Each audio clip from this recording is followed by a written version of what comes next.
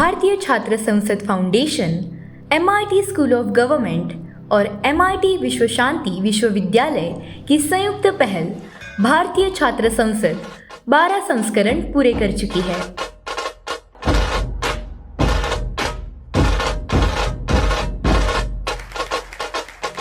राजनीति में आने से पहले युवाओं को प्रशिक्षित से प्रेरित करने के उद्देश्य से आयोजित इस लोकतंत्र के त्योहार में पूरे देश से आए 12,000 से अधिक छात्र सहभागी हुए। विविध क्षेत्रों के जाने माने हस्तियों ने इस अवसर पर युवाओं का मार्गदर्शन किया।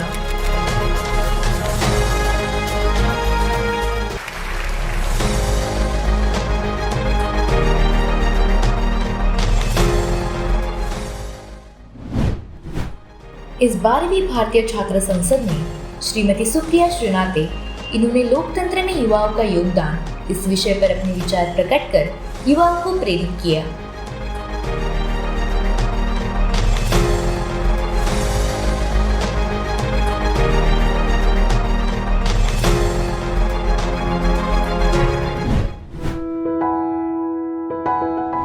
ये छात्र संसद के संस्थापक श्री कराट जी, उनके पुत्र राहुल जी के इनविटेशन पर तो आई ही हैं, लेकिन देश के भविष्य आप जैसे युवाओं के साथ संवाद करने आए हैं और ये संवाद बहुत जरूरी है। हमारा देश विश्व का सबसे युवा देश है, तो आखिर हमारी राजनीति युवाओं से भरी क्यों ना हो? हमारे सांसद, हमारे विधायक, हमारे मुख्यमंत्री, हमारे मंत्री युवा क्यों ना हो? युवा बढ़कर अपना हक क्यों ना मांगे? और इसीलिए भारतीय छात्र संसद जैसी चीजें बहुत जरूरी हैं। मुझे लगा कुछ लोग टॉपिक से बहक गए, तो इस सेशन का टॉपिक दोबारा से पढ़ देती हूं। Democracy and corporatocracy, where does power lie? लोकतंत्र और पूंजीपतियों के बीच में आखिर पावर वाकई में कहां पर है? और यह बात गंभीर है। ये गंभीर इसलिए है क्योंकि हमारा देश एक बड़े विचित्र दौर से गुजर रहा है। यहां पर बड़ी बड़ी बातें कही गई, लेकिन सबसे बड़ी बात इस देश के सामने, हमारे विश्व के सबसे युवा देश के सामने आज बेरोजगारी है, और बेरोजगारी पे चर्चा नहीं होती है। महंगाई है, महंगाई पे चर्चा नहीं होती है। मैं पूछना चाहती हूं युवाओं के उस मुद्दे पर आखिर चर्चा कब होगी? लेकिन वो पूछने से पहले, क्योंकि पूंजीपतियों और लोकतंत्र में क्या सामंजस्य होना चाहिए, यहां पर वंशवाद की बात करी गई।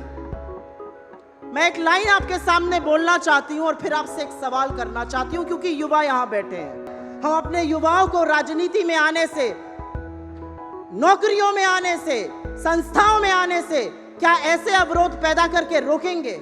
आज सवाल इस बात का है।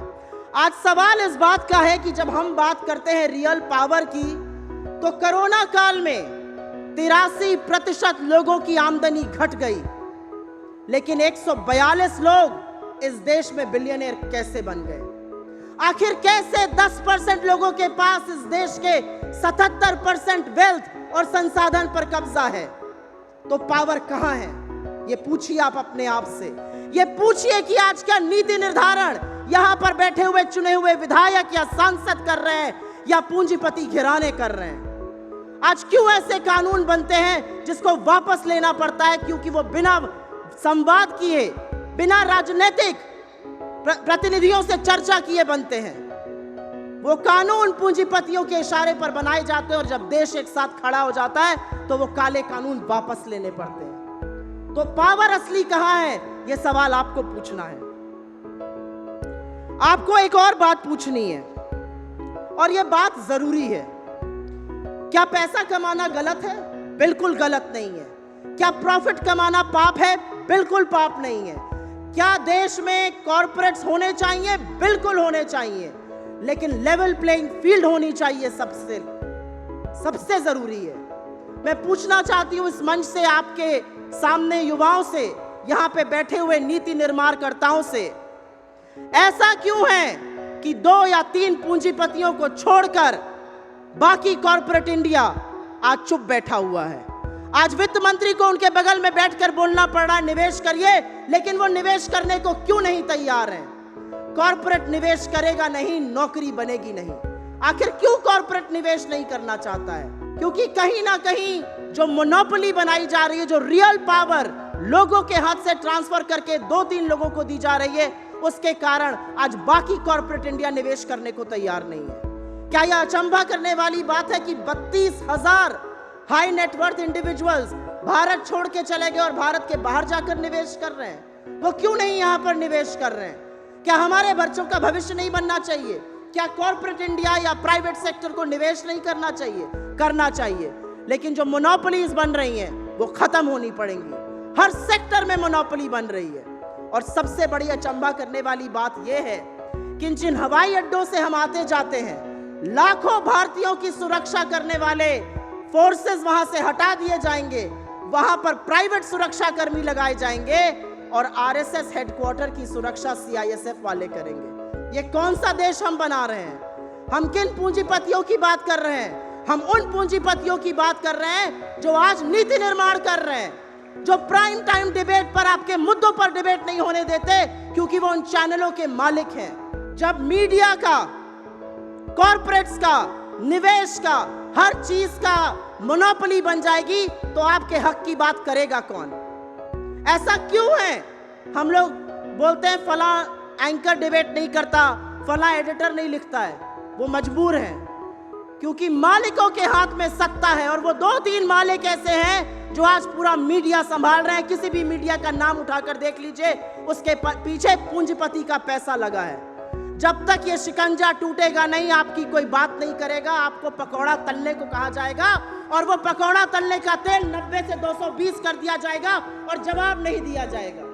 तो इसलिए जरूरी है कि रियल पावर, रियल लोगों में, लोकतंत्र में लोगों के हाथ में रहनी चाहिए। कि रियल पावर वोट में है, बिल्कुल है, और ये भारत की शक्ति है। भारत की विविधता हमारी शक्ति है, भारत का स्वतंत्र लोकतंत्र हमारी शक्ति है। लेकिन वो शक्ति क्षीण हो रही है। यहां बैठने वाले व्यक्तियों की क्या पहचान है, उनकी क्या प्राथमिकता है? आपकी प्राथमिकता है हम पढ़ रहे हैं, हमारे माँ बाप ने हमें भेजा है और हम आगे जाके बड़ी नौकरी करें, कमाएं, अपने परिवार का भरण पोषण करें और भारत के एक अच्छे स्वतंत्र जिम्मेदार नागरिक बने। क्या आप अपने दिल पर हाथ रख के कर्ज कह सकते हैं कि आप सबको नौकरी मिलने की कुवत है आज इस देश में? क्या प्राइवेट सेक्टर आपको नौकरी दे सकता है? नहीं दे सकता है। और इसलिए नहीं दे सकता है क्योंकि प्राइवेट सेक्टर में भी मोनोपोली कर कर उसको खत्म किया जा रहा है।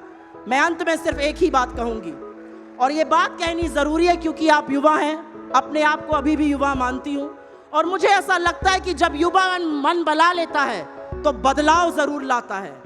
रामधारी सिंह दिनकर मेरे सबसे प्रिय कवि हैं और उन्होंने आप लोगों के लिए एक लाइन लिखी है। खंभ ठोक ठेलता है जब नर, पर्वत के जाते पांव उखड़, मानव जब जोर लगाता है पत्थर पानी बन जाता है।